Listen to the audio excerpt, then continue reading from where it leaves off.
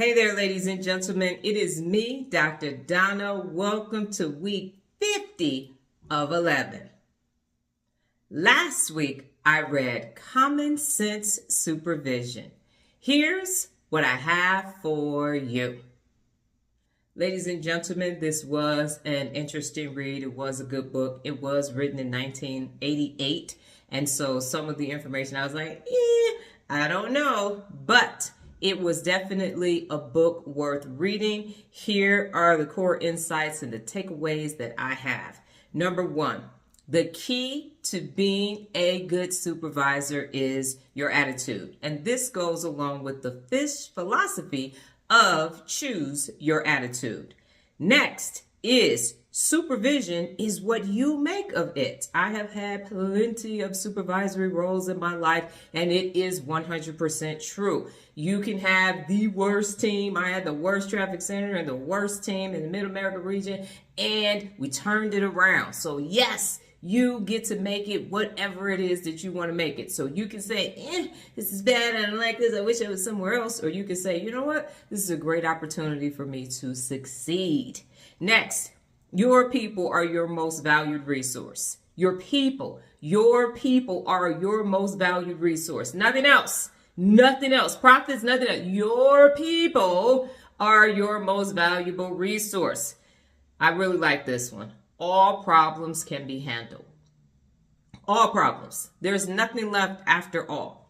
All problems can be handled. And number 4, people have faith in your abilities, or you wouldn't be a supervisor. So someone says, yes, you have the ability to be a supervisor, now go ahead and do it. So don't second guess yourself. Go ahead and say, yes, I'm in this position and I am going to do what? One of the top principles of real leadership is lead by example. So yes, this is a great book. I am recommending this book, so much so that I'm back on able to use my new format that I started, and then I couldn't because a couple of them books. But anyway, we're back on track. So the neuroscience behind this is that in order for you to be a common sense supervisor and do the things that you need to do, you need to have a strong prefrontal cortex and emotional regulation. That is what's going to help you navigate through the day-to-day operations in your position. And not only that, but it's going to help you grow and develop those who work with and for you.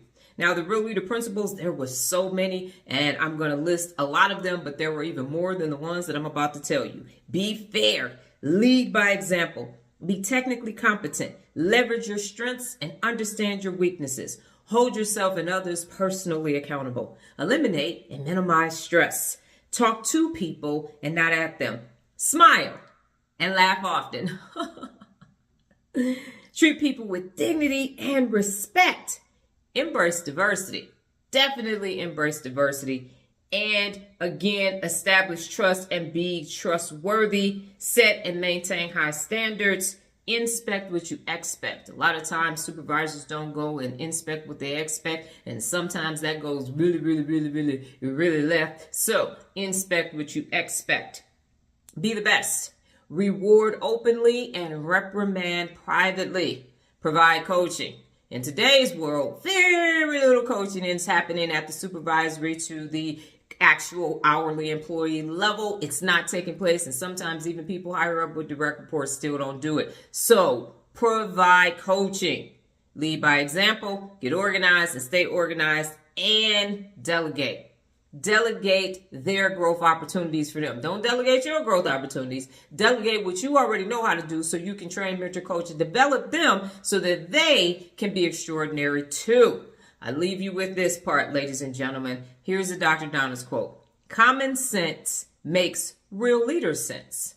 Common sense makes real leader sense. So yes, I am recommending this book, especially if you know somebody who is new to supervisory positions. It's a quick, simple read, but it is very impactful, and it pops and it gives a lot of bang for the buck. So go ahead and get this book.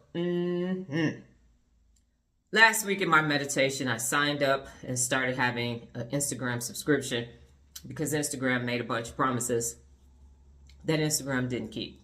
And so I am leaving, or started to leave, the platform last week and started to use my TikTok subscription, which I had in the first place. But Instagram promised that they would do all these things. The interface wasn't working. They had a wait list. They did some other things. It didn't work out. So I was like, nah, this is not going to happen. And so as a result of that, Instagram has to kick rocks and moving on in a totally different direction. Staying on TikTok as a hub for now, but we'll be moving to a membership site, and from there, moving into my own app. Yes, Galaxy 2 levels up. So it was an absolute no on Instagram. Back to TikTok it is. This week's book, The Brave Habit. Well, that's my time, ladies and gentlemen. But before I get out of here, just remember the journey of 11, a time for meditation to a path of manifestation. Adios.